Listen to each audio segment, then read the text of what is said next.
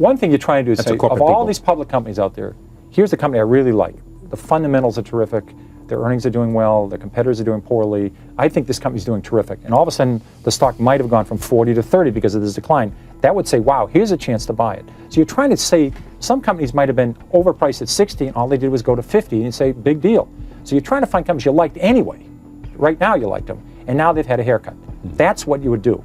Not a stock that went from overpriced to fairly priced. Something that was fairly priced at the start of this exercise and then had a very, a 5-for-4 sale. The stock market is buzzing with signs of mania, capturing the attention of investors and spectators alike. The S&P 500 has soared by an impressive 14% this year, recently hitting an all-time high. Giants like Apple and Nvidia are dazzling the market with valuations around the $3 trillion mark. Meanwhile, the wild swings in GameStop stocks signal the dramatic return of the so-called meme stock phenomena, adding a layer of unpredictability. In this frenzied atmosphere, risk-averse value investors might find themselves lost, struggling to spot genuine bargains amidst the euphoria. How can a savvy bargain hunter uncover deals when stocks are skyrocketing, even after announcing bankruptcy filings? The answer may lie in the timeless wisdom of legendary investor Peter Lynch. Let's delve into how this Wall Street titan navigated through overpriced markets and emerged victorious. Number 1, avoid popular stocks. Well, we had a huge run. I mean, the market was 4,000 just 2.5 years ago. Yeah. And it ran up to 8,300 in August. And like any big rally, sometimes it backs off. I mean, it's healthy. It's a relationship. So everything is overpriced. Yeah, and that doesn't help anything. The market since World War II has sold between 10 times earnings and 20 times earnings. If you look at the Dow Jones or the S&P 500, if you add up all the companies and take the earnings, you say there's a relationship. And it follows. McDonald's earnings have been terrific the last 30 years, and the stock's been terrific. There's a direct relationship. So the earnings of the S&P 500 have been between this range of 10 and 20.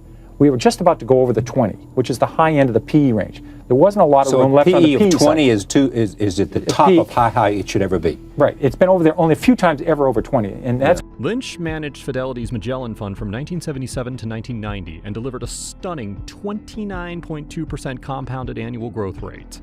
That was double the S&P 500's performance over the same period, which cemented his reputation as one of the best investors in market history. The S&P 500 surged tremendously after Lynch retired. In a rare interview with Charlie Rose in 1997, he talked about how investors can navigate such conditions. If the market goes too high, you're discounting earnings 7, 8, 10 years out, he said. That doesn't help anything. Lynch told Rose that the stock market's price to earnings, or P/E ratio, had fluctuated from 10 to 20 since the end of World War II. And if the valuation was closer to the upper end of that range, it was overvalued and investors should be cautious. Recent data backs his theory. Economist Robert Shiller shared data in his book Irrational Exuberance that indicates that the S&P 500's historic average P/E multiple is 16.07. As of June, the multiple sits at 27.79, far higher than the historic average and the upper end of Lynch's preferred range. In other words, the market is overvalued right now. In these conditions, Lynch believes that a correction is quote-unquote healthy, and investors should avoid frothy, overpriced stocks. This is because he says overvalued stocks offer a poor risk-reward ratio. You have to say to yourself, if I'm right, how much am I going to make? If I'm wrong, how much am I going to lose? He explained to Rose. With overvalued stocks, if I'm right, the stock is not going to go up. It's already discounting terrific things. If discounting terrific things is already in the stock, I don't want to own them. In other words, the most popular stocks are likely to be priced to perfection. Even if they meet elevated expectations, the potential reward is too slim to justify the risk. Number 2, invest in what you understand. We've had 3,000 companies come public the last 4 years. That's 2 a business day. Yeah. Some of those companies have gone down dramatically, and that's sort of a research zone that average people in the stock shop. That's where you can find. Some people know a lot about this. 10,000 public companies. A lot of them are very attractive. No one's following them. And there's lots of people following IBM. Well, that's lots how you of people got rich, Microsoft. following companies that nobody else followed. Right. I'd like to go to see companies with unions, or companies in trouble, or companies that no one looks at. Hotels that had nice beds. And, well, yeah, you have to look at a lot of them. You or look at pantyhose your wife wore. I remember this story. Oh, okay, you got Pier 1 Imports. My wife found that one too. But you have to look at 20 to find one. It's just you don't go to the mall and find the stock. I mean, you have to say, my God, this sounds like it's good. And then you have to do some steps. You have to do an organized method. A core principle of Lynch's investment strategy is to invest in what you understand. He famously advised investors to look around their everyday lives for potential investment opportunities. By understanding the products and services that they use regularly, investors can gain insights into companies that have strong growth potential. In today's market, this principle can be applied by identifying sectors and companies that are part of daily life, but may not be the current focus of market hype. For instance, while tech giants are dominating headlines, sectors like healthcare, consumer staples, and industrials might offer more reasonably valued opportunities with solid fundamentals. Number 3, focus on fundamentals. You have to do an organized method.